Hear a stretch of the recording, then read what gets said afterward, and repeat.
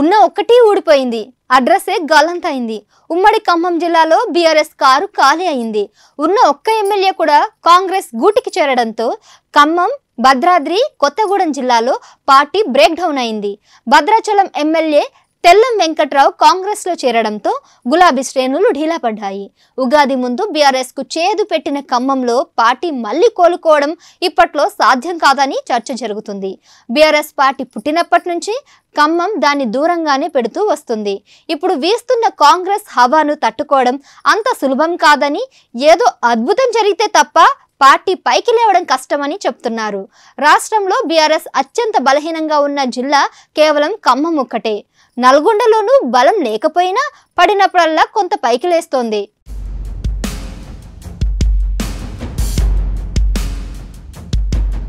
BRS అవతరించాక ఉమ్మడి ఖమ్మం జిల్లాలో party number 0కి చేరడం ఇది మూడోసారి.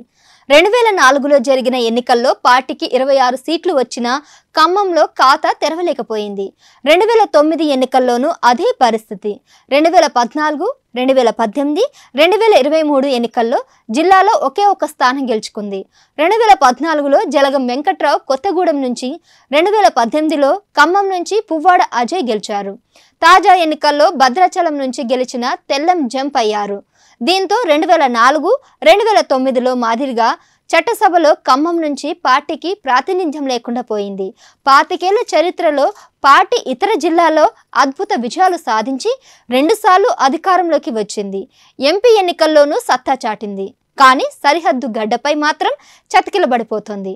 సరిహద్దు జిల్లా కావడంతో ఆంధ్ర పాలిటిక్స్ ప్రభావం, కాంగ్రెస్ బలం వల్ల బీఆర్ఎస్ సత్తా చాటలేకపోతుంది. జిల్లాలో పార్టీని ప్రక్షాళన చెయ్యాలని, పనిచేసే వారికి గుర్తింపు ఇవ్వాలని క్యాడర్ చెప్తున్నా హైకమాండ్ పట్టించుకోవడం లేదనే విమర్శలు ఉన్నాయి.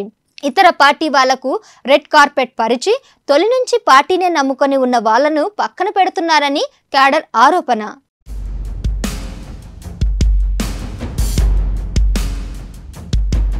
ఉమ్మడి ఖమ్మం జిల్లాపై కాంగ్రెస్ కు గట్టిపట్టు ఉంది. మల్లుబట్టి విక్రమార్క, పొంగులేటి శ్రీనివాసరెడ్డి, తుమ్మల నాగేశ్వరరావు బలమైన నేతలు. తెలంగాణ రీజనల్ సెంటిమెంట్ కూడా తక్కువే. 2014 ఎన్నికల్లో వైఎస్ఆర్ కాంగ్రెస్ పార్టీ 3 సీట్లను, ఖమ్మం ఎంపీ సీటును గెలుచుకుందంటే పరిస్థితి అర్థం చేసుకోవచ్చు. 2023 అసెంబ్లీ ఎన్నికల ముందు పొంగులేటి శ్రీనివాసరెడ్డి, తుమ్మల నాగేశ్వరరావు వంటి శక్తివంతులైన లీడర్లు కాంగ్రెస్ గూటికి చేరారు. టీడీపీ ఓటు బ్యాంక్ హస్తం చేతిలోకి వెళ్లిపోయింది.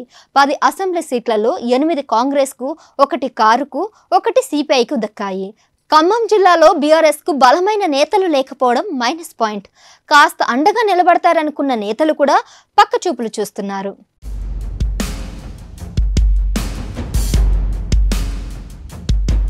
త్వరలో జరిగే ఎంపీ ఎన్నికల్లో ఖమ్మం సీటుపై బీఆర్ఎస్ కు పెద్దగా ఆశలు లేవు. అసెంబ్లీ ఎన్నికల్లో కాంగ్రెస్ గాలి వేయడంతో ఆ సీటు కూడా తమకు దక్కదని గులాబీ క్యాడర్ భావిస్తోంది. పార్టీ అభ్యర్థిగా బరిలోకి దిగిన నామ నాగేశ్వరరావు కాంగ్రెస్లోకి వెళ్తారని వార్తలు వస్తున్నాయి.